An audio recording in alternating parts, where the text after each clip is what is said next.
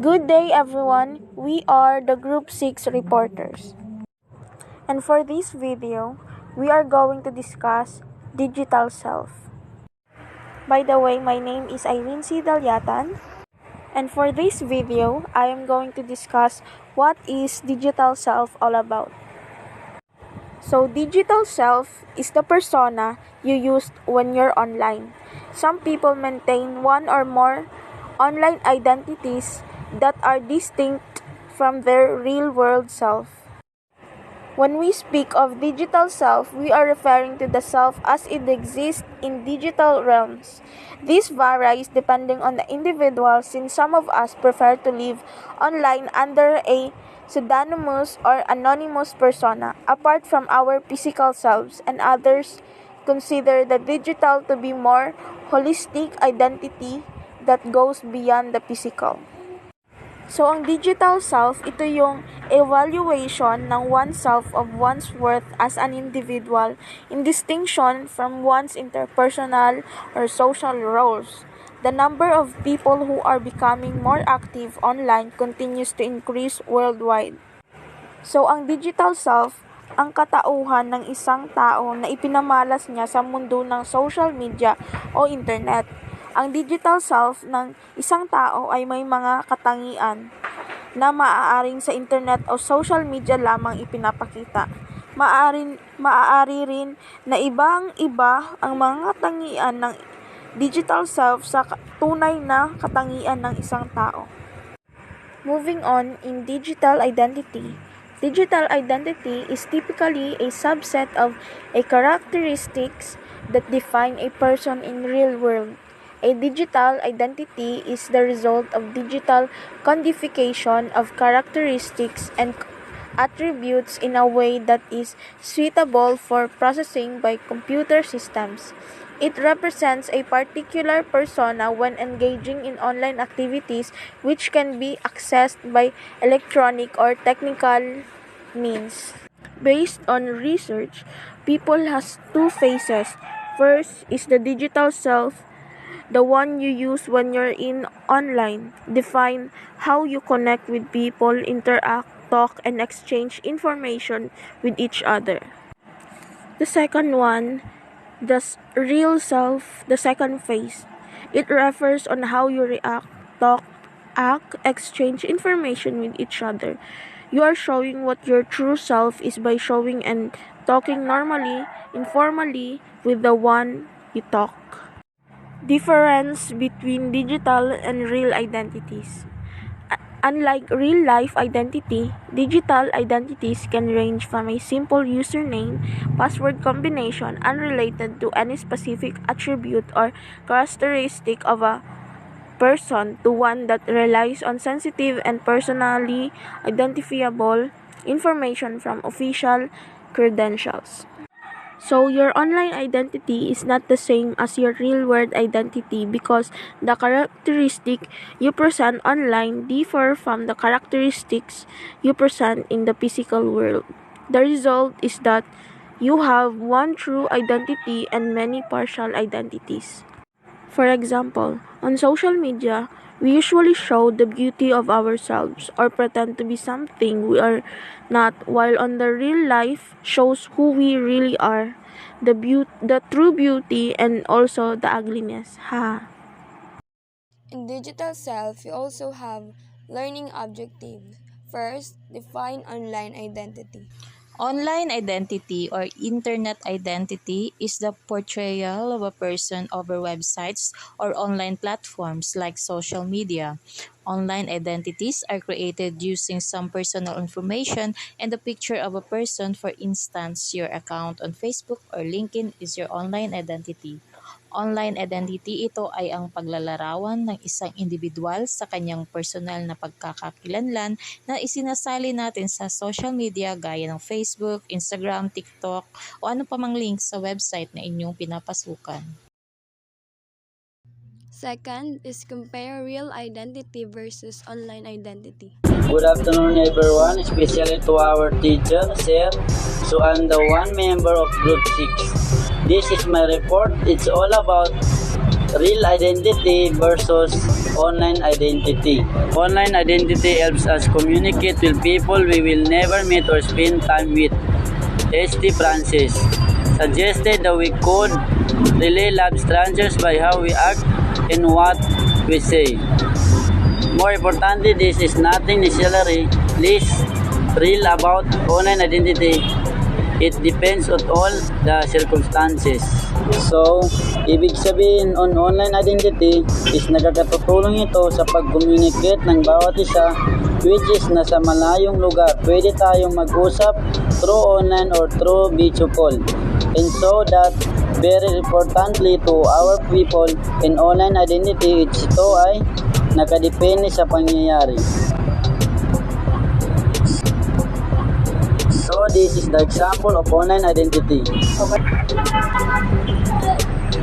Social media profile. As you can see, yang nakalagay ng mga picture. So more example which is forum accounts, video game, characters, and even shopping carts are all example of online identities. As a general rule, it can be either in social identity linked to an online community or a simple account or data linked to online service. Proceed naman tayo sa real identity. Real identity, in the most general sense, we can define identity as a person's sense of self-established, bear either unique characters, affiliations, and social role.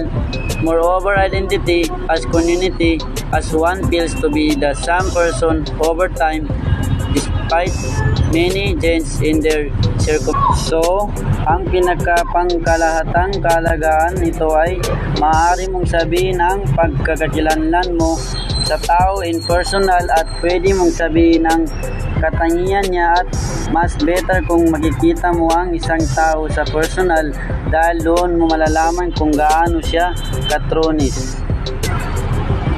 So, bago ang lahat, ito naman ang halimbawa nito. Example of real identity. So, ito ang example ng real identity. Personal identity refers to a sense of self that a person develops over their life. Your personal identity is a mix of how you see yourself and how others perceive you. And last, describe the influence of internet on sexual gender. Hey everyone, I'm Natra Escama. Today I will discuss the topic about gender and sexuality online performing gender online. One of our misconceptions is define gender, sex, and sexuality the same. The same of some of us.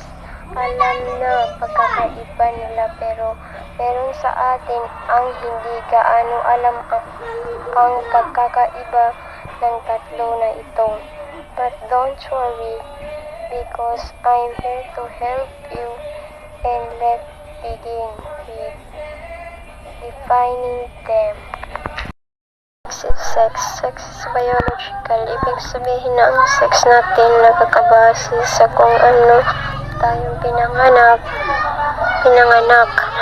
Meron lang tayong dalawang sex. Ang una ay male or lalaki. Ang pangalawa ay female or babae. Siyempre, pag pinanganak ka na may ikaw ay may tuturing na lalaki at ito ang iyong sex. Kung pinanganak ka naman ay may bebe, ikaw ay may tuturing na babae at ito ang iyong sex. Sabi ko nga ito ay biological, ito ay sa kapag.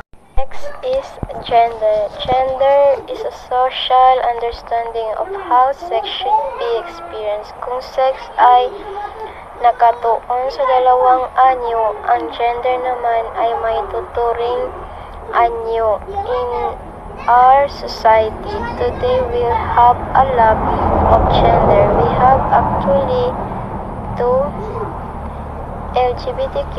If you find yourself of them, be proud. Meron tayong mga LGBTQ dahil May mga tao na naniniwala that they born specific self exists, but should not ibig sabihin naniniwala sila na hindi sila ganito.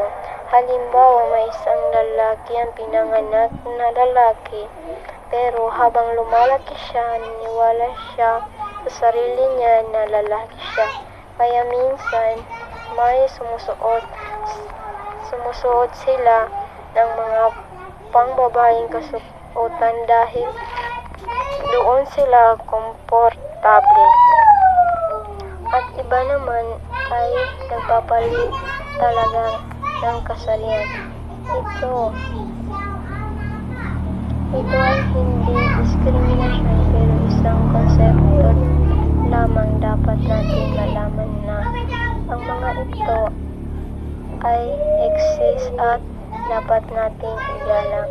I know marami sa atin dito ang may kawali dito. Huwag tayong maniwala. The concept of gender includes 5 important elements. Number 1 is relational. Number 2 is hierarchical. Number 3, historical. Number 4, contextual. Number 5, institutional. It is an individual expression and understanding to discern sexuality itself. And then kung saan it would homosexual and heterosexual. Pag sinabi natin homosexual, from the root word homo means one, tayo ay na-attract lamang sa isang kasarian and opposite sex. Halimbawa, ito ay ako ay consider sexuality homosexual kasi attracted lang ako sa opposite sex ko. While ang heterosexual naman ay from root word hetero means for done way. So, ang halimbawa nito ay mga taong attracted with sex, attracted with opposite same sex. Next is performing gender online. Gender was performed, yes I did. Kasi nga, we have a lot of genders. At sabi nga nila, being part of this is a great opportunity kasi nga, ang pagkakaroon ng genders ay magiging creativity. At we observe lalo na ang mga gays, they are talented. Kahit anong bagay ay kaya nilang gawin. At all genders identity, believing, or choice involving the reduction of gender or pagpaparami ng genders, breaking down binaries that homosexual and heterosexual, and encouraging fluidity in sexuality and gender expression, or papaano natin ipapakita ang gender sa ating society and how we act to our others. Let's move on to our next discussion. Hi everyone, let me introduce to you myself first. I am Jackie Rose Mariana, and now I will be discussing the positive impact of social media and online interaction on the self. Social media enables you to communicate and stay up to date with family and friends around the world. Find new friends and communities, network with other people who share similar interests or ambitions, join or promote worthwhile causes, raise awareness on important issues. The virtual interaction on social media doesn't have the same psychological benefits as face-to-face contact, but there are still many positive ways in which it can help you stay connected and support your well-being. Social media enables you to find an outlet for your creativity and self-expressions, discover resources of valuable information and learning, seek or offer emotional support during tough times. Find vital social connection if you live in a remote area, for example, have limited independence, social anxiety, or are part of marginalized group. In short, in social media, we can find support not only for our study, but also in our emotional era.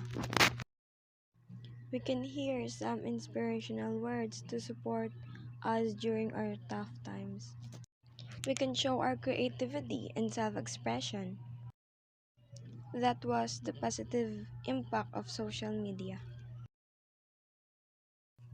And for the online interaction on the self, according to the internet, Barak et al. Found that because of the online distribution effect, individuals are able to open up more in online support groups. This, they argue, furthers personal empowerment, control, self-confidence, and improved feelings. More and more people are beginning to rely on technology to communicate with their loved ones, friends, and associates.